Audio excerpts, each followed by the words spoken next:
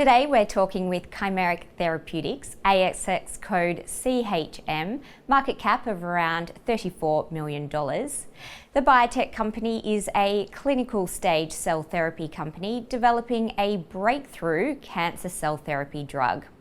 We're joined today by Jennifer Chow, CEO and Managing Director. Jennifer, welcome back to the network. Thank you so much. It's great to be back here in Sydney.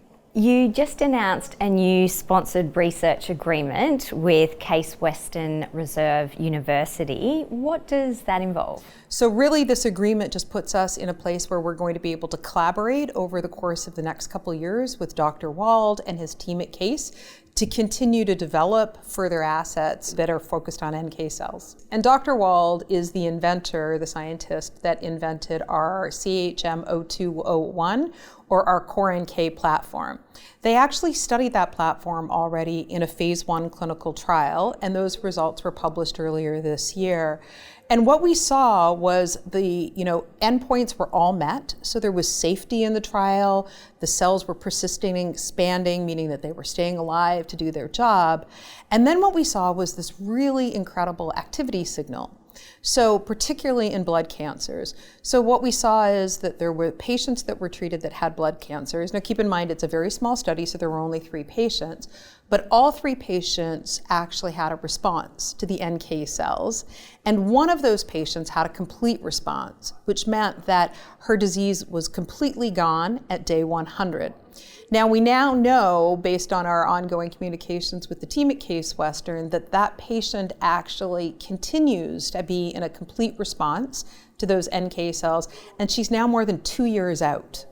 Based off the promising outcomes for the first Core NK trial, you mentioned that you're starting a new clinical trial. What are you looking for with this? So what we decided with this asset is we really wanted to look for a way to deepen that response for patients.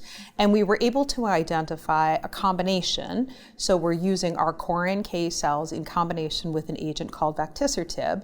That trial has already received approval from the FDA to be able to go forward, and is now ready and has been site activated in Ohio at Case Western University. So we're excited to see now how these patients do. So what do you think makes Chimeric different from other companies working here in Australia on cell therapies? First and foremost is probably our team. My team has worked on 4 of the 6 approved CAR T cell therapies out there. And then I think the other part of it is really just our portfolio and pipeline.